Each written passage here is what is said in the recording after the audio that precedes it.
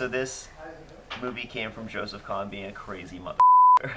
So basically, he's just been a huge battle rap fan for a long time, and because he's been plugged into the battle scene for so long, he found out that I was a writer by watching one of my battles and seeing someone mention I was a writer. So he DM'd me on Twitter and literally just said, "Do you write movie scripts?" Wow. So I was like, "Yes, I write movie scripts." I think there was a lot of scenes with the main character, struggling for acceptance and thinking.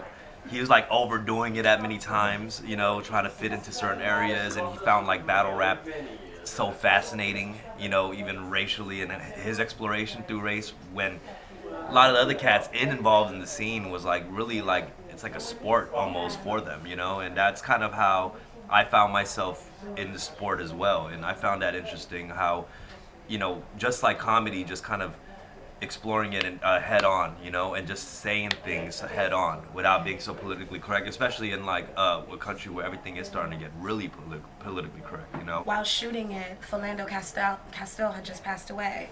Like literally on my first day of shooting, we were watching the Instagram videos. A few days later, we shot the scene where the main character exits the battle and he's approached by all these black guys, and it's over the top, and he has these huge reactions to them. And my first instinct as a black woman who's just seen all this, all this pain and hate in someone being murdered, was to be offended. I'm sitting back there and I'm like, what the F are we doing? Why am I doing? Like, just upset. And then I watch it and I realize, and I talk and I hear JK say, and he's like, that's how some people think. That's how the cops think right now. And I'm like, it's so true. And it's doing it in a funny way, but I really hope that people see it and are just shoved in the face by their own ignorance. Well, I mean, that's well said. A lot of people don't want to tackle race in anything, they talk about whether it's art or whatnot, and this kind of tackles it head on, just like the battle rap does. This is like a deep-rooted thing for me. I want to take off my glasses for this.